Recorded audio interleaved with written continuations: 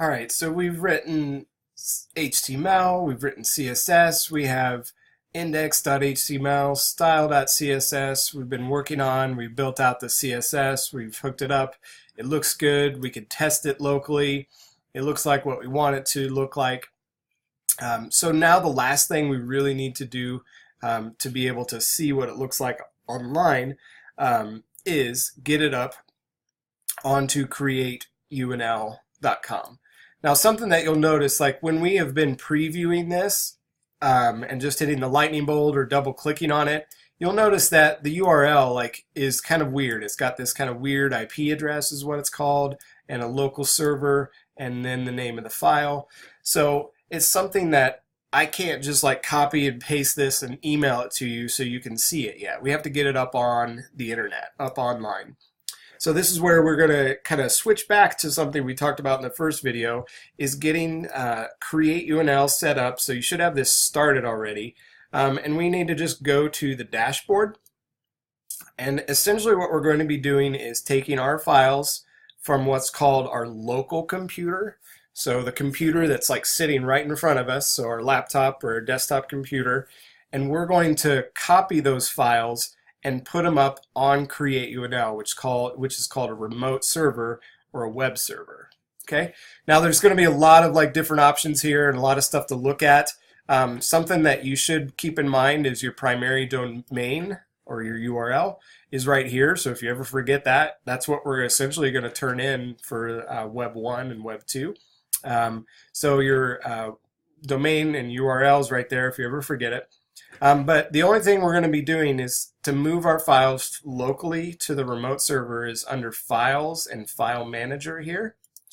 And really it's just exactly what it looks like. It's a folder structure and a file tree here that we're going to upload our files to.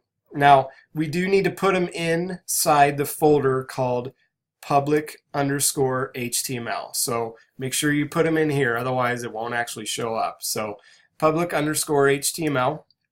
Now you might have some files in here which you can delete out. Keep the CGI bin, but everything else you can delete. So just right click and delete on them. Keep the CGI bin.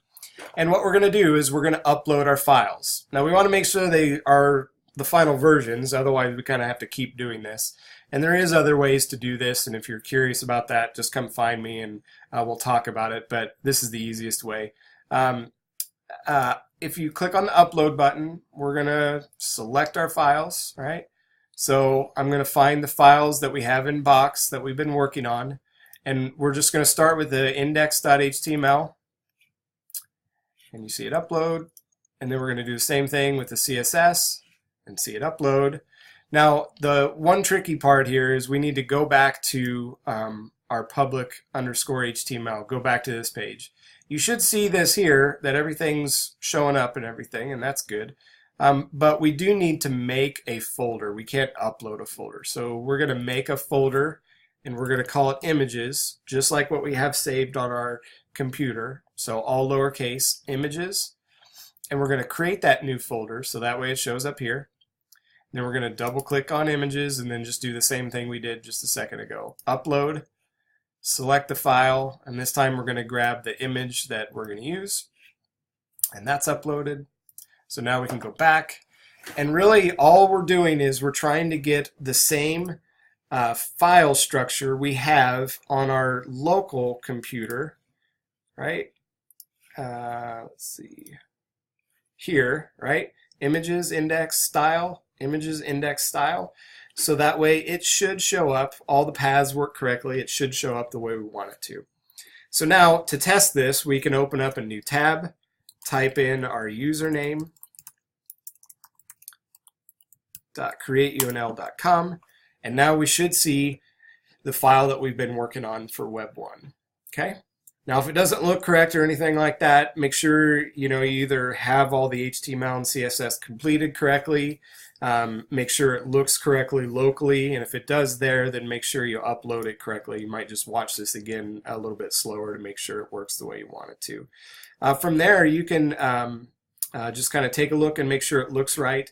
And then in the next video, we're going to do the very last step of this, which is called validation. We need to validate our HTML for Web 1.